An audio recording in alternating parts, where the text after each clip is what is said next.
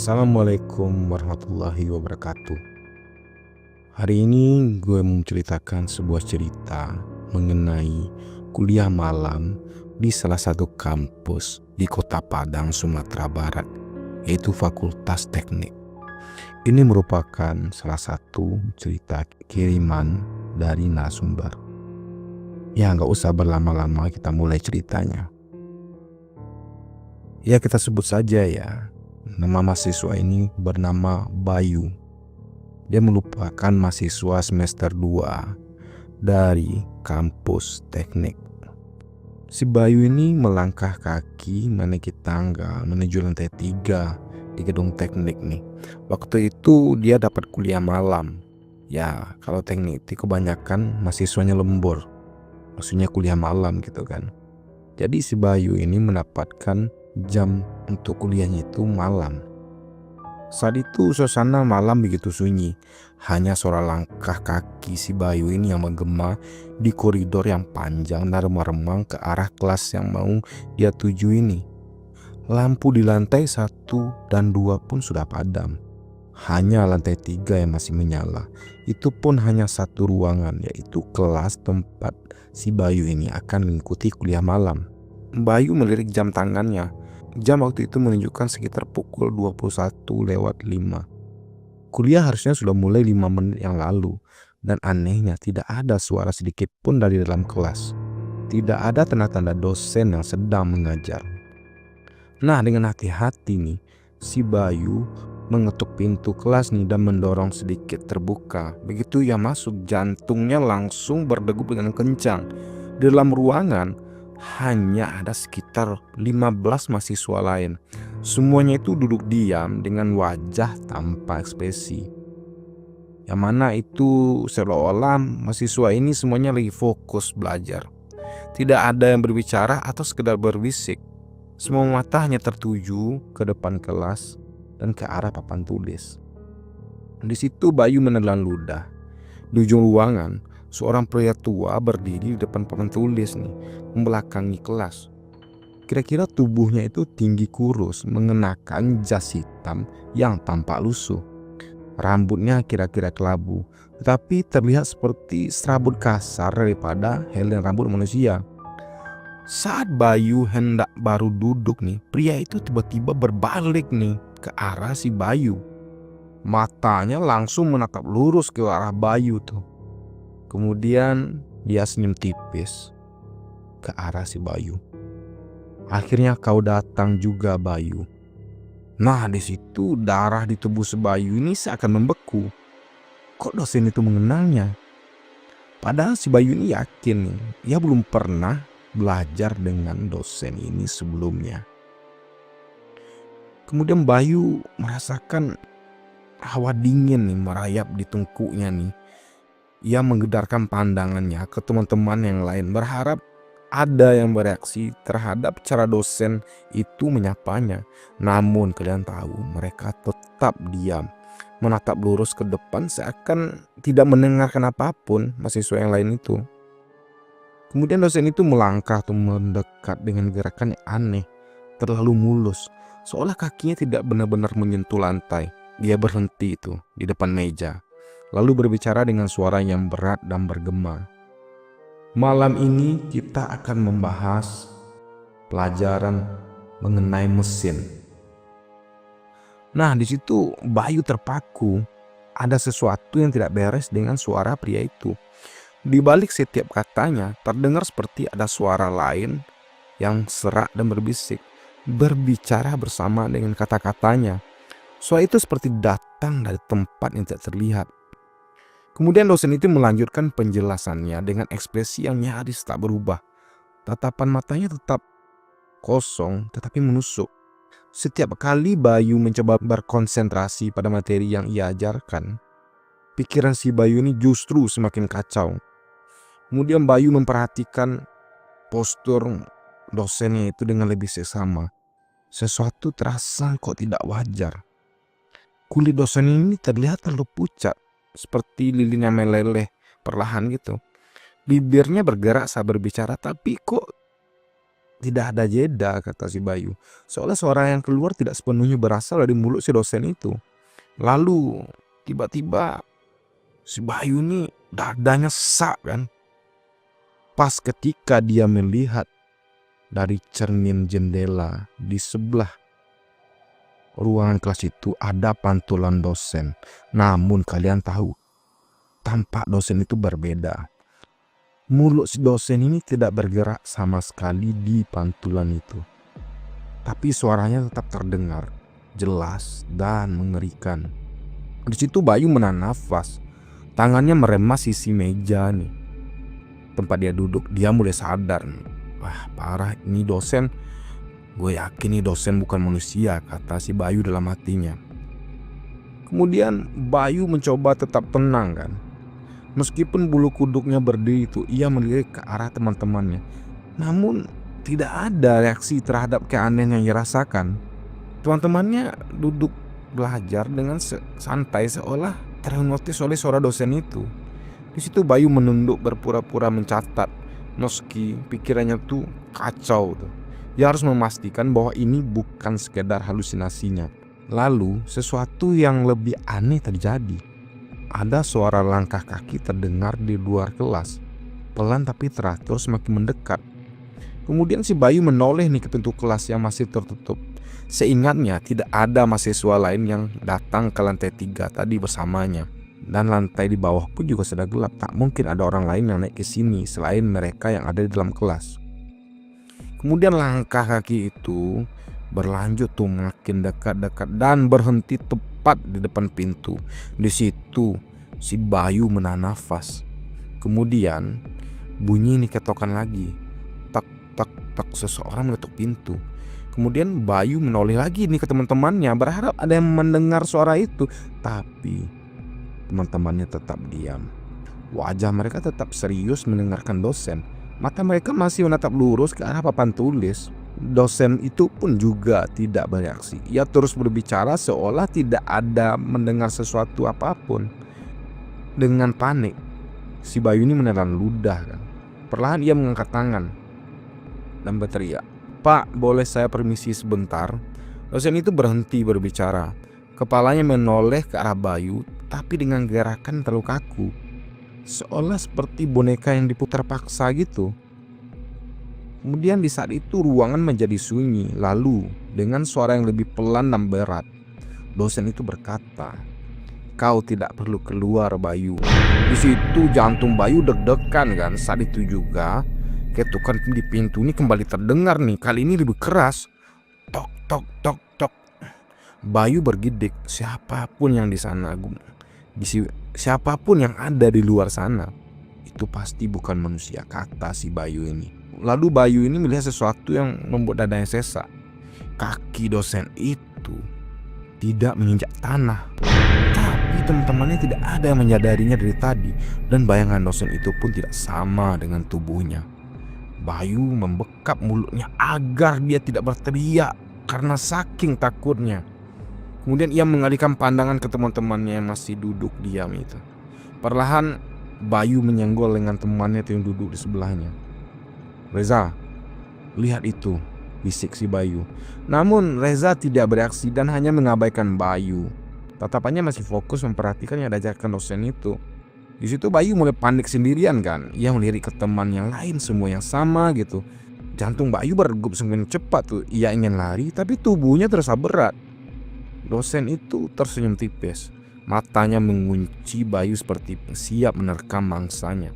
Lalu dengan suara yang lebih pelan dan dalam ia berbisik, "Bayu, kau terlalu banyak melihat." Dosen itu masih berdiri di depan kelas, namun sesuatu pada dirinya terasa lebih menyeramkan. Wajahnya tampak lebih pucat, matanya semakin cekung, dan bibirnya seakan bergerak sedikit meski ia tidak sedang berbicara. Di situ Bayu berusaha mengatur napasnya tuh. Ia bertekad harus keluar dari sini, tapi ia tidak bisa pergi sendirian meninggalkan teman-temannya. Perlahan dia menoleh ke samping nih. Si Reza waktu itu masih duduk kaku. Dengan anehnya keringatannya banyak, tapi dia mencoba tetap fokus ke depan nih. Dan mahasiswa lain beberapa juga kondisi seperti itu. Adan aja juga seperti boneka yang telah kehilangan jiwanya. Ia tidak bisa membiarkan mereka terus di sini. Kemudian si Bayu mengangkat tangan, "Pak, saya izin ke toilet sebentar," katanya dengan suara serak. Dosen itu menoleh ke arahnya tersenyum kecil. "Jangan lama-lama, Bayu." Di situ Bayu merinding kan. Ia bangkit dengan hati-hati lalu berjalan menuju pintu. Saat ia melangkah keluar koridor yang meremang, ia hampir tidak bisa bernapas dengan lega. Namun, ia harus bertindak dengan cepat. Kemudian ia menunggu sekitar 2 menit di luarnya sebelum mengintip kembali ke dalam kelas. Dosen itu masih mengajar dengan suara anehnya dan mahasiswa lain masih tetap diam fokus mendengarkannya. Lalu dengan cepat, ia memberi kode ke arah si Reza nih dari luar jendela kelas. Reza pun berkedip, matanya bergerak ke arah jendela. Bayu tahu ia masih bisa menyelamatkan si Reza ini. Pelan Bayu memberi isyarat kepada Reza nih. Yang dipanggil pun tampak bingung. Akhirnya si Reza ini berdiri dan meminta izin untuk keluar kelas. Begitu Reza keluar, Bayu segera tuh menarik si Reza. Terus ngomong, "Za, lo sadar gak ada yang aneh sama dosen itu?" bisik si Bayu dengan suara yang panik. Terus Reza mengerutkan keningnya. "Maksud lo apa? Lo gak lihat? Lo tadi kayak beku, semua mahasiswa di dalam juga begitu. Dosen itu bukan manusia, Reza." Dengan gugup Reza menjawab, "Baik, ternyata bukan gue sendiri yang merasakannya. Padahal itu cuma dosen biasa. Tapi memang gak aneh sih. Tapi enggak, gue lihat sendiri bayangannya beda dari tubuhnya. Terus dia tidak menginjak lantai. Gue yakin ini bukan halusinasi," kata si Bayu. Di situ Reza menatap Bayu lekat-lekat. Lalu si Reza ini melirik nih ke arah pintu kelas. Nah, di situ ekspresinya berubah seperti terkejut kan setelah melihat apa yang dikatakan Bayu itu benar. "Oke, kalau begitu kita coba aja yang lain keluar," kata si Reza. Di situ Bayu mengangguk. Kemudian si Bayu kembali ke kelas kan berpura-pura tenang nih. Bayu menyampaikan ke mahasiswa lain agar segera izin keluar dan ke toilet. Lalu satu mahasiswa lain pun ikut keluar setelahnya. Perlahan mereka mulai mengeluarkan teman-teman mereka satu persatu. Sementara si Reza nih sudah standby di luar menunggu yang lain-lain. Namun sebelum mereka bisa mengeluarkan semua orang, dosen itu berhenti bicara. Ia menatap ke arah Bayu dan mahasiswa yang masih tersisa di kelas. Senyum mengerikan mereka di wajah dosennya itu. Lalu suara itu terdengar lagi. Bukan dari mulutnya tapi dari seluruh ruangan yang menggema. "Kalian tidak akan bisa pergi kemana-mana." Bang! Pintu kelas tertutup dengan keras. Dan sesuatu mengerikan terjadi di dalam kelas. Seolah ada kekuatan tak terlihat yang menghempaskannya. Di situ Bayu terberanjak. Sementara beberapa mahasiswa yang masih di dalam kelas tiba-tiba menegang nih. Lampu berkedip lebih cepat membuat bayangan di ruangan bergerak secara tidak wajar. Dosen itu masih berdiri di depan kelas. Tapi kali ini tubuh dosen itu mulai berubah. Kulitnya pun mengelupas perlahan seperti lapisan kertas yang terbakar. Dagingnya pun berwarna merah, kehitaman seperti jelaga. Mata yang tadi hanya cekung kini menjadi lubang hitam yang berdenyut seperti organ hidup. Terus dia ngomong kayak gini, "Kalian tidak boleh pergi." Suaranya bukan suara manusia lagi. Itu suara yang berasal dari yang lebih dalam, lebih tua dan lebih mengerikan. Di situ Bayu berlari itu ke arah pintu untuk segera keluar. Dengan mendobrak pintu, akhirnya Bayu keluar. Tapi ada yang aneh. Di saat itu mahasiswa yang lain duduk diam tidak bergerak, hanya menatap dengan kosong ke arah dosen itu. Seolah mereka benar-benar sudah kehilangan kesadaran. Pas itu si Bayu keluar kemudian bertemu dengan Reza nih, dan mahasiswa yang telah berhasil keluar tadi. "Reza, kita harus keluar sekarang," kata Bayu yang terlihat sangat bingung dan ketakutan. "Mereka masih di dalam, kita gak bisa meninggalkan mereka," kata si Reza. Bayu menggigit bibirnya kan. "Tidak ada cara lain, kita cari bantuan," kata si Bayu.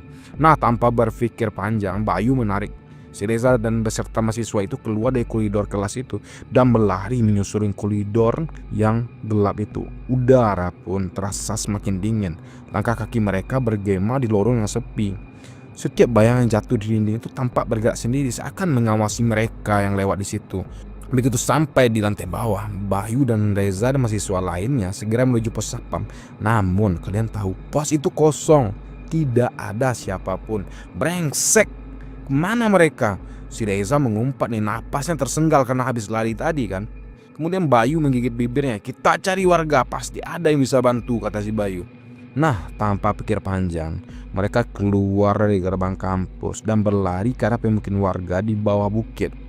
Butuh waktu sekitar 10 menit sebelum mereka tiba di rumah seorang tokoh masyarakat yang dikenal sebagai Pak Hadi. Begitu mereka ketemu dengan Pak Hadi, si Bayu menceritakan dengan tergesa-gesa dan Pak Hadi langsung terdiam. Ekspresinya langsung berubah serius.